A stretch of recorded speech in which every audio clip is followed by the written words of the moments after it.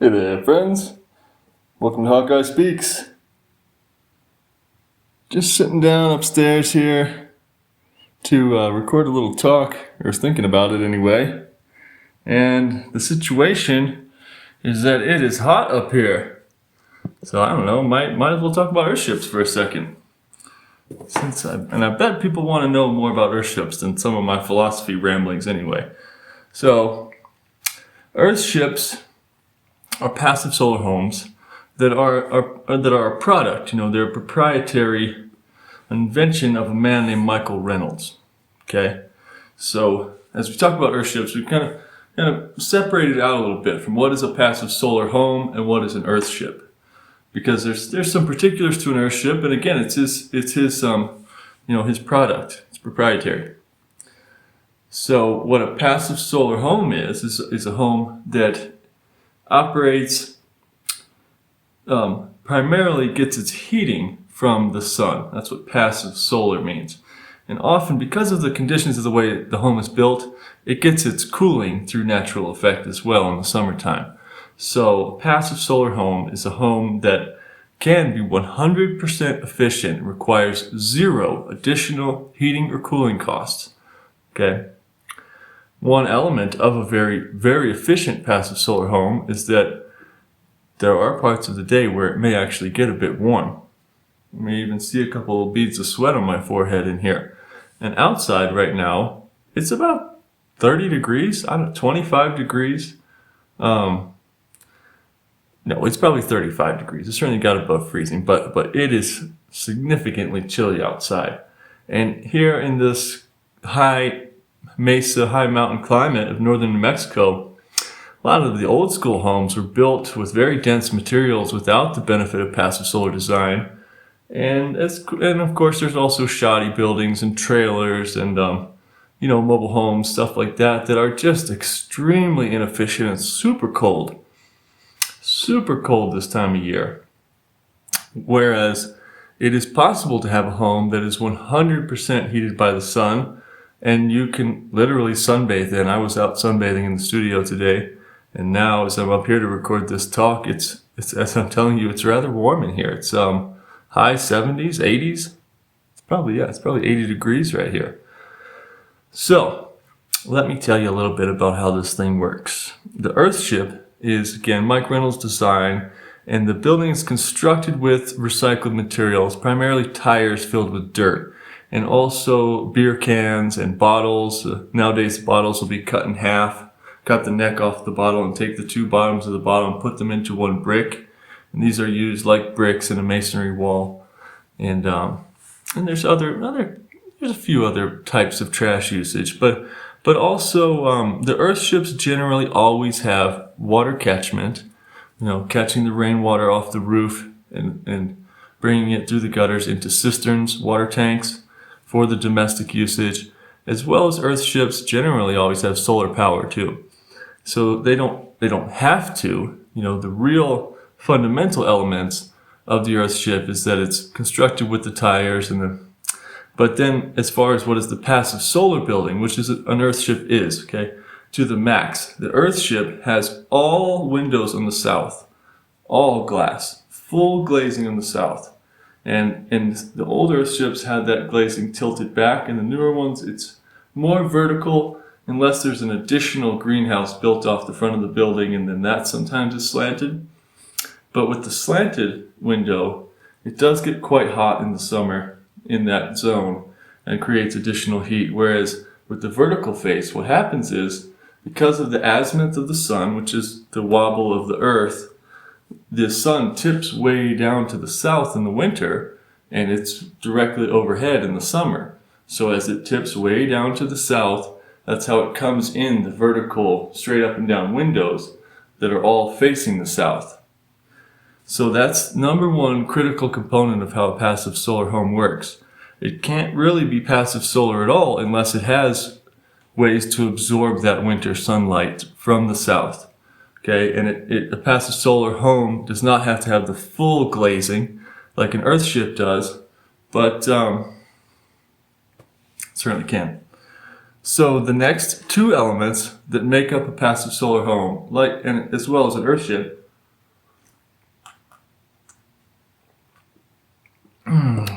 our beer and coffee. Just kidding. But beer cans, yes. Is dense material and insulative material. And dense material and insulative, they're just fundamentally opposite. And I'm sure you can imagine it. That dense materials are stones, bricks, concrete, liquid. Water is actually the most dense because it doesn't have any air pockets in it.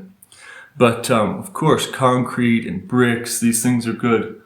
Stones, these are excellent dense materials.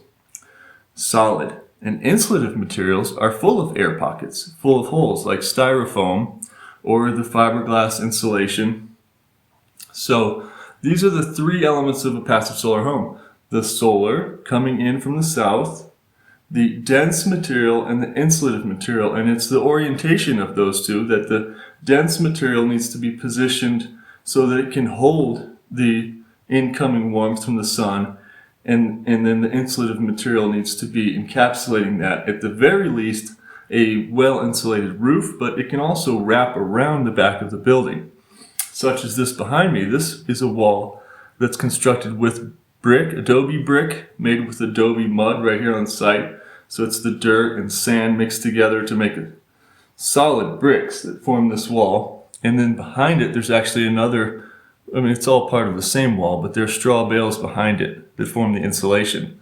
So that may initially seem like building two walls, but really the finishing of the wall is where a lot of the time and energy goes to, okay? So double constructing like that to get the benefit of dense and insulative is really, the amount of thermal benefit that you get from it in the long run far outweighs the cost.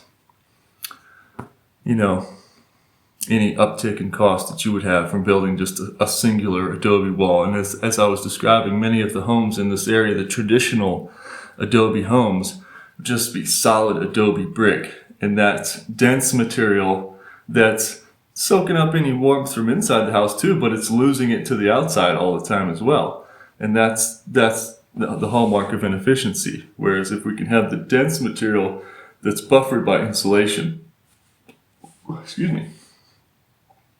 the Earthships have the tires pounded full of earth all along the north wall, and then they have, in addition to that, a berm of earth behind the tires. And what Microrenolds does, since about the time that I started working there in the early 2000s, what he started doing is digging a trench, or as the dirt was being filled on the back of the tires, putting in foam insulation about 4 feet behind the tire wall. So you're actually creating a dense wall on the north side of the building that was 6 feet to 8 feet thick. Massive, massive, massive amount of density. And the idea is that the super thick dense walls are warmed up over the course of the summer months, the entire season. And then that is transmitted back, throughout a whole week of cloudy weather where there's no solar gain. It still is holding the temperature. And it is effective. One of the things that I can report about it is that not only have I built my own home that works, as you can see, I have to wipe sweat off my brow because it's so warm up here right now. And obviously I'm up in the loft right now, and it's not nearly as warm downstairs. But as a testament, I worked for Microrenolds for 4 or 5 years, and almost everyone who was working there went on to build their own Earthship. That's a real testament of not just an effective product, but also of a good employer. And Microrenolds is known as a bit of a kook, and he is a bit of a kook, but he was a wonderful employer to work for and extremely diplomatic. He really knew how to handle the people element, which is a big part of running a crew and dealing with clients and all this stuff. And yeah, sure, he had some kooky elements to him, but the product is solid. The product, it's been well researched and replicated to the point of extensive proof. It's been well proven to work. These are not conceptual, theories. This is a reality that we can have a home, even in extremely cold environments, that as long as you get some degree of sunlight, you can exist with zero heating and cooling costs, $0 in utility bills. because I'm collecting the water from the roof. I have solar power. I have a wonderful solar setup now that's built from used materials mostly. They were cheap. The solar stuff is so cheap now compared to what it was 20 years ago. It's incredible. Super cheap, and you don't need a $30,000 system. If you're willing to buy some recycled stuff and put a system together yourself, you can have an extremely resilient solar power system for $1,000. Yeah, it's true. It's so much cheaper than it used to be.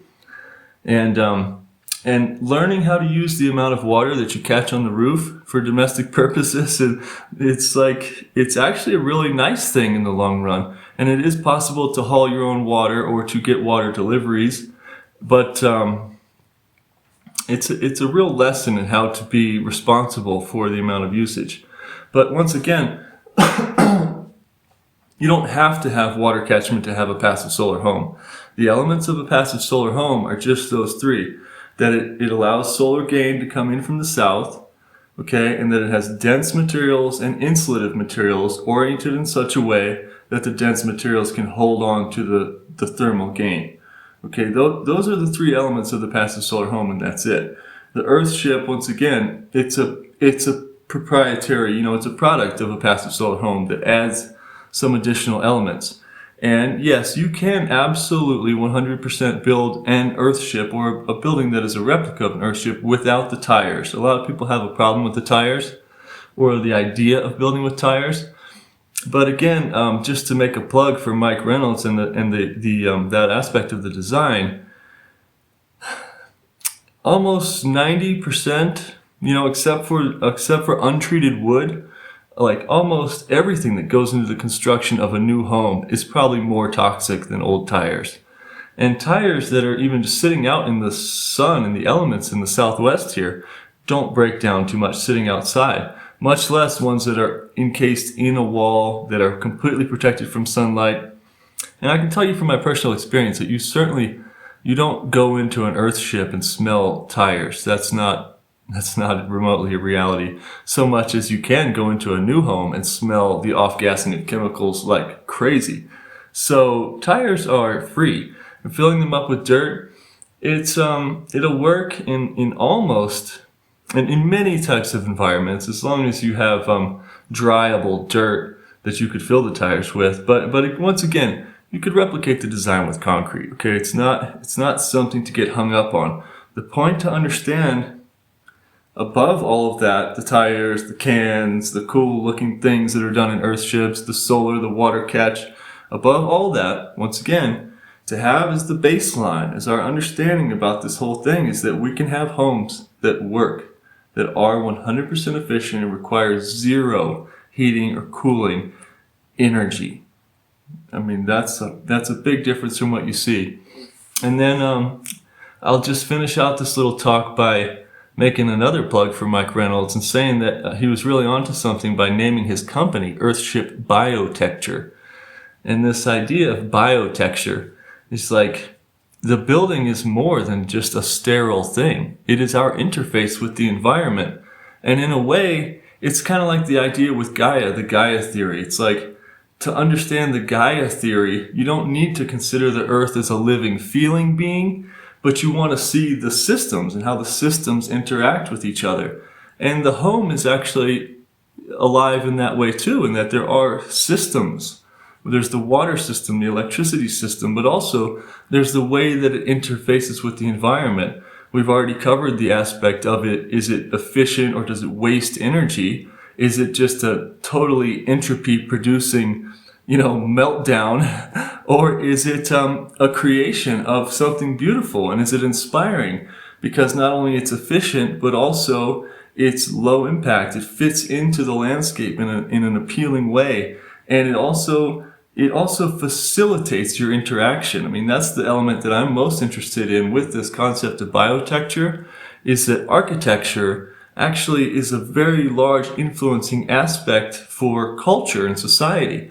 And the buildings that we design and build and inhabit have a lot to do with, as I'm saying, the way that we interact. And they can either facilitate or prohibit us from effectively interacting with nature.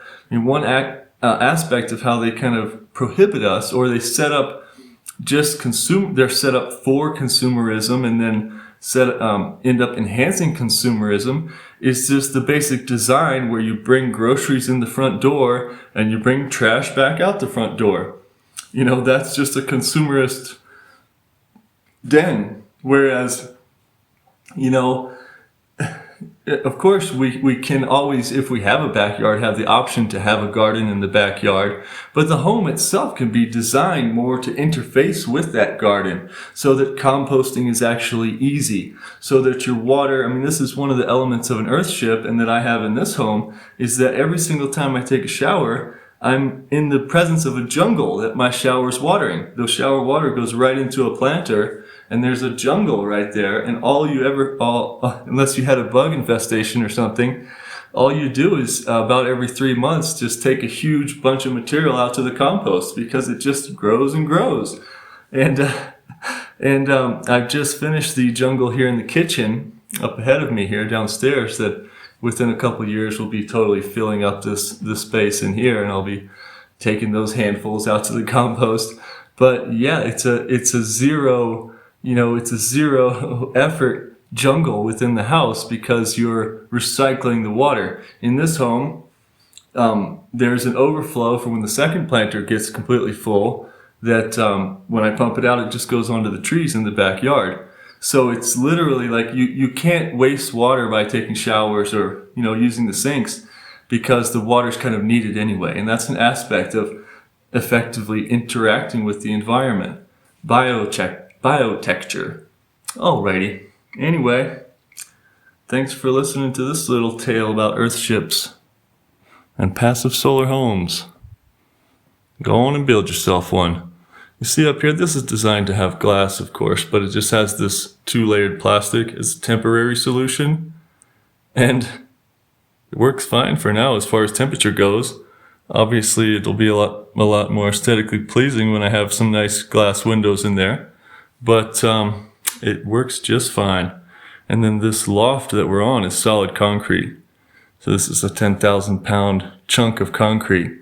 And that's what we're talking about, serious density. Alright everyone, hope you enjoyed this video. I was thinking about reading a few pages from this book when I first came up here as a little video, which maybe I'll do after it cools off. So tune in for that one too, friends. Over and out.